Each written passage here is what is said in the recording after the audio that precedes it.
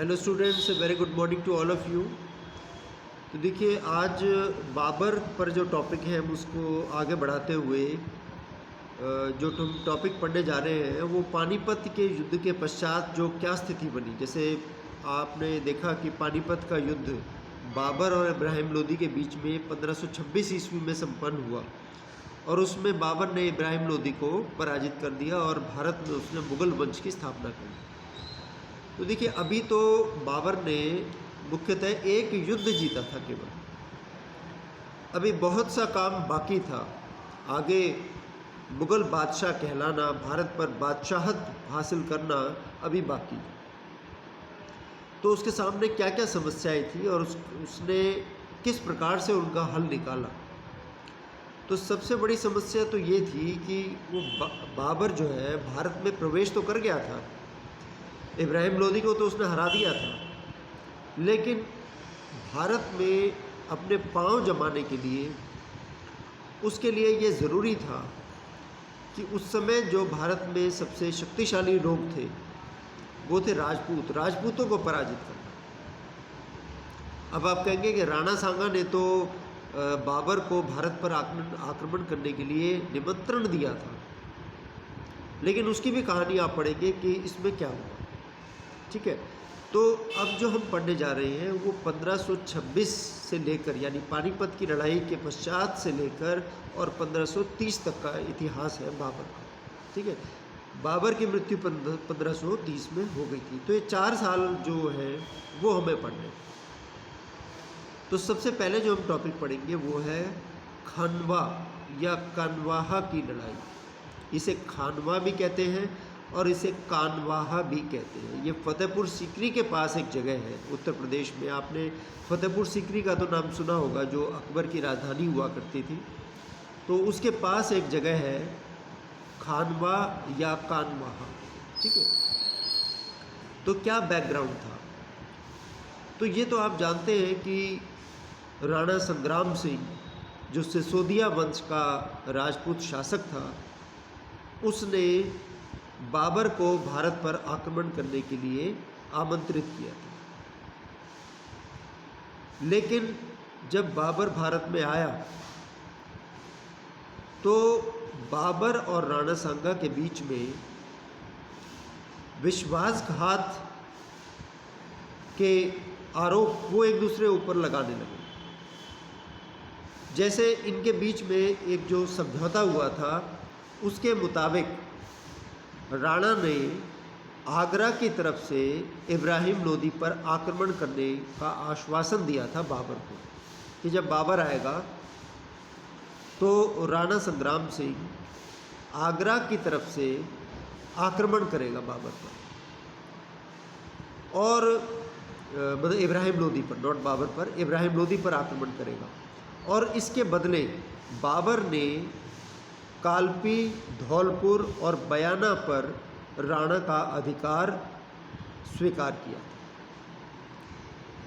मतलब ये तफसील से दोनों के बीच में समझौता हुआ था और इस समझौते में ये कहा गया था कि जब बाबर भारत में आक्रमण करने के लिए आएगा इब्राहिम लोदी पर, तो राणा संग्राम सिंह अपनी सेना लेकर आगरा की तरफ से इब्राहिम लोदी पर आक्रमण करेगा और इसके बदले में बाबर ने राणा संग्राम सिंह का कालपी, धौलपुर और बयाना पर अधिकार स्वीकार कर लिया।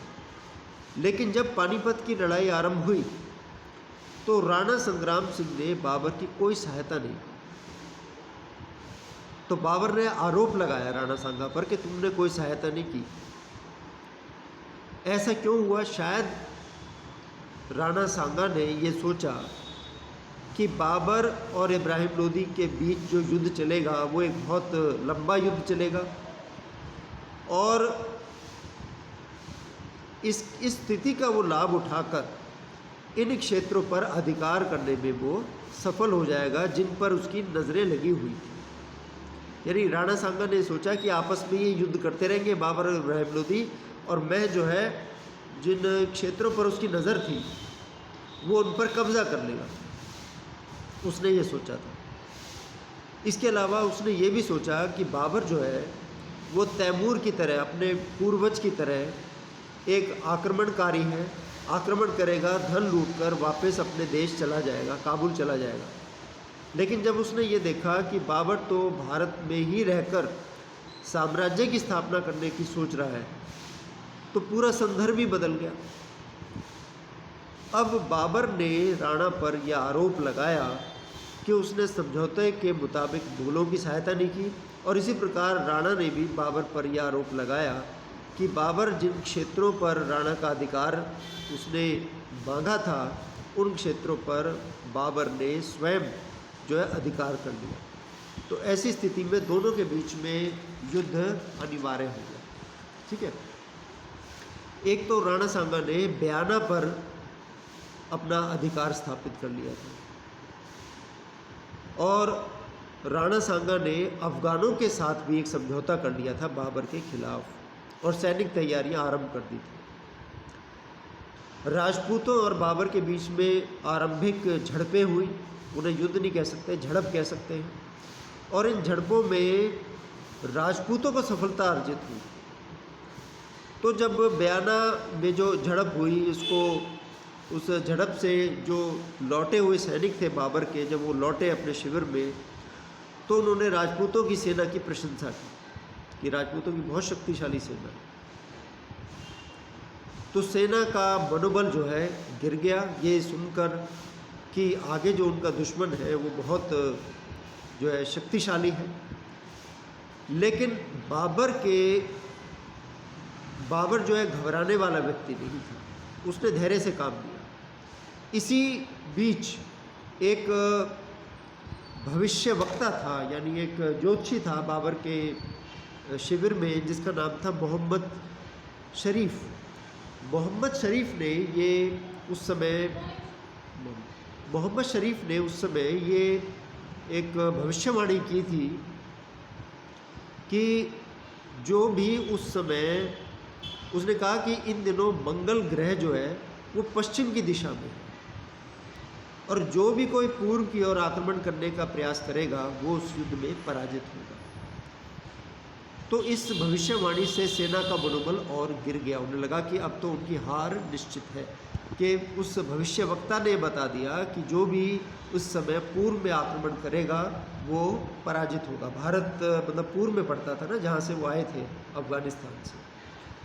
तो अब बाबर को लगा कि ये तो गड़बड़ हो गई, ये तो सारी सेना जो है उसका मनोबल गिर गया, हतोत्साहित हो गई है। तो अब क्योंकि बाबर बहुत ही दृढ़ निश्चयी था, उसने ये फैसला लिया कि वो इस हतोत्साहित करने वाला जो पक्ष है इसको ख़त्म करेगा। उसने क्या किया, अब सबसे पहले उसने मोहम्मद शरीफ को दुष्ट कहकर उसकी निंदा की, उसको पकड़ लिया, कारागार में डाल दिया और उसको मार दिया। और फिर उसने, अब देखिए बाबर के अंदर एक ये वाइस थी, एक कमी थी कि बहुत ज़्यादा शराब पीता था। तो अब उसने सैनिकों को ये दिखाना था कि वो इन भविष्यवाणियों से और शक्तिशाली शत्रु से डरने वाला नहीं है। दृढ़ संकल्प लेकर उसने शराब पीना छोड़ दिया। उसने अपने सैनिकों के आगे, अपनी सेना के आगे सुराइयाँ तोड़ दी शराब की, प्याले तोड़ दिए उसने शराब की, बोतलें तोड़ दी, और जीवन भर शराब न पीने का उसने निश्चय कर लिया। और उसने सैनिकों में जोश भरने के लिए यह ऐलान कर दिया कि काफिरों पर विजय हासिल करने के पश्चात, काफिर यानी हिंदू को कहते थे, नॉन बिलीवर्स जो मूर्ति पूजक हैं, कि काफिरों पर विजय हासिल करने के पश्चात मुसलमानों से जो कर लिया जाता था, एक तगमा कर होता था, वो माफ़ कर दिया जाएगा। और एक जोरदार उसने भाषण दिया। उसने कहा, सरदारों और सैनिकों, इस जो भी संसार में आता है उसकी मृत्यु एक दिन निश्चित है, इसलिए इज्जत से मरना बदनामी के जीवन से कहीं अधिक अच्छा है, बेहतर है। यदि हम रण क्षेत्र में काम आएंगे तो हमें शहीद का दर्जा प्राप्त होगा, और यदि हम जीवित रह जाएंगे तो हम विजयी होंगे और हमें गाजी का पद प्राप्त होगा, हम इस संसार के सुख को भोगेंगे। आओ हम सब मिलकर कुरान की कसम खाएं कि इस युद्ध से दूर होने का विचार भी नहीं करेंगे और युद्ध में रक्तपात से डरकर नहीं भागेंगे तब तक कि ये आत्मा शरीर से अलग न हो जाए।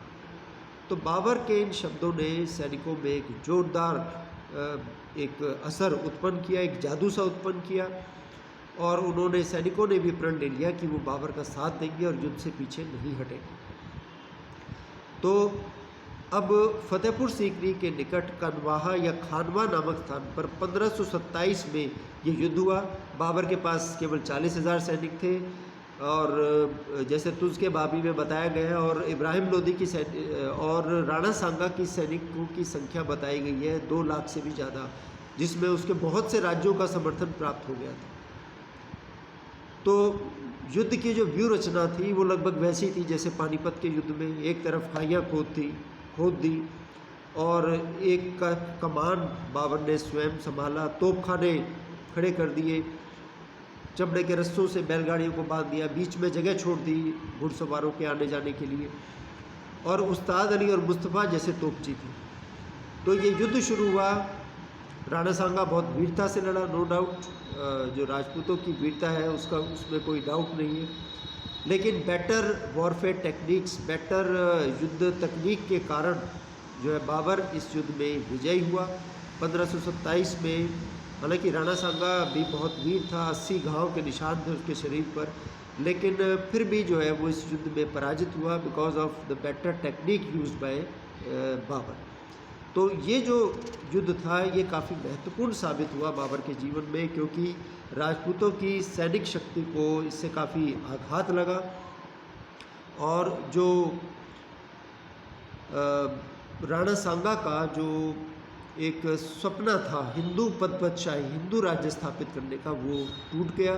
मेवाड़ राज्य की प्रतिष्ठा को धक्का लगा और मुग़ल साम्राज्य को दृढ़ता प्राप्त हुई और बाबर का भारत में स्थायी जीवन आरंभ हो गया। इसके बाद एक और युद्ध हुआ 1528 में, अगले ही वर्ष, बाबर और मेदिनी राव के बीच में। मैंने आपको बताया था मालवा का जो शासक था वो शक्तिशाली नहीं था, सारी शक्ति जो है मेदिनी राव नामक एक व्यक्ति के हाथ में आ गई थी, राजपूत व्यक्ति के हाथ में आ गई थी, और कानवाहा के युद्ध में मेदिनी राव ने राणा सांगा को सहायता भी दी थी।